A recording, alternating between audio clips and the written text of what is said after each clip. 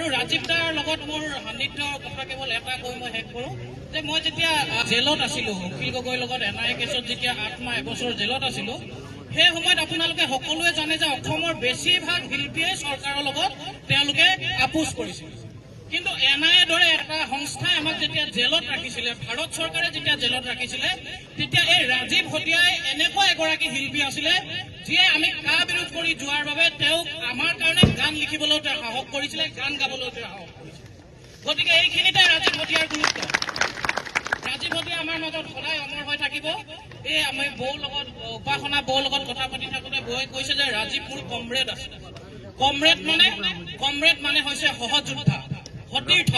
গতিকে মই ভাবো যে সহযোদ্ধা আজি ৰাজীৱ হতিয়া যে এই পৰ্যায়ত পাইছে, মই ভাবো যে তাত বৌৰ যথেষ্টখিনি অৰিহণা আছে। আৰু বৌ যাতে তেনেকৈ সদায় সহযোদ্ধা হৈ থাকিব পাৰে, জাতিটোৰ বাবে সহযোদ্ধা হৈ থাকিব পাৰে, তাৰ কাৰণে আমাৰ সকলোৰে দায়িত্ব আছে, আমাৰ দল সংগঠনৰ দায়িত্ব আছে। আমি কৃষক মুক্তি সংগ্ৰাম সমিতিৰ পৰিয়ালৰ পৰা সকলো সহায় সহযোগিতা থাকিব বুলি কৈ মই মোৰ চমু বক্তব্য সামৰিম। অসমৰ এক মানুহৰ শিল্পী আছিল, জাতিৰ শিল্পী আছিল, আৰু অসম বা দেশক ভাল পোৱা এজন প্ৰকৃত তেওঁ শিল্পী। এই কম বয়সতে তেওঁ হৈ উঠিছে।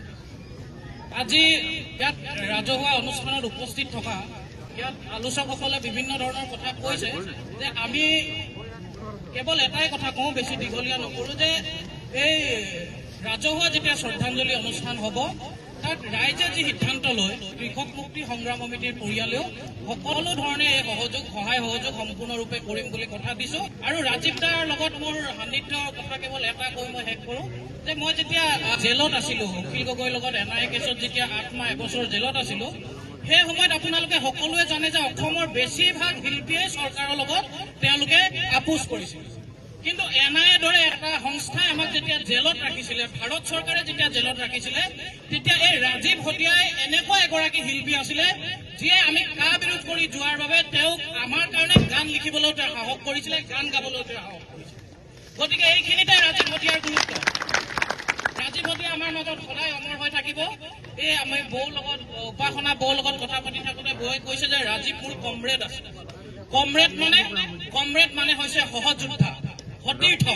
গতিকে মই ভাবো যে সহযোদ্ধা আজি ৰাজীৱ হতিয়া যে এই পৰ্যায়ত পাইছে, মই ভাবো যে তাত বৌৰ যথেষ্টখিনি অৰিহণা আছে। আৰু বৌ যাতে তেনেকৈ সদায় সহযোদ্ধা হৈ থাকিব পাৰে, জাতিটোৰ বাবে সহযোদ্ধা হৈ থাকিব পাৰে, তাৰ কাৰণে আমাৰ সকলোৰে দায়িত্ব আছে, আমাৰ দল সংগঠনৰ দায়িত্ব আছে। আমি কৃষক মুক্তি সংগ্ৰাম সমিতিৰ পৰিয়ালৰ পৰা সকলো সহায় সহযোগিতা থাকিব বুলি কৈ মই মোৰ চমু বক্তব্য সামৰিম। অসমৰ এক মানুহৰ শিল্পী আছিল, জাতিৰ শিল্পী আছিল, আৰু অসম বা দেশক ভাল পোৱা এজন প্ৰকৃত তেওঁ শিল্পী।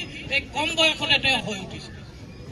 আজি ইয়াত ৰাজহুৱা অনুষ্ঠানত উপস্থিত থকা ইয়াত আলোচকসকলে বিভিন্ন ধৰণৰ কথা কৈছে যে আমি কেৱল এটাই কথা কওঁ, বেছি দীঘলীয়া নকৰোঁ, যে এই ৰাজহুৱা যেতিয়া শ্ৰদ্ধাঞ্জলি অনুষ্ঠান হ'ব, তাত ৰাইজে যি সিদ্ধান্ত লয়, কৃষক মুক্তি সংগ্ৰাম সমিতিৰ পৰিয়ালেও সকলো ধৰণে এই সহায় সহযোগ সম্পূৰ্ণৰূপে কৰিম বুলি কথা দিছোঁ।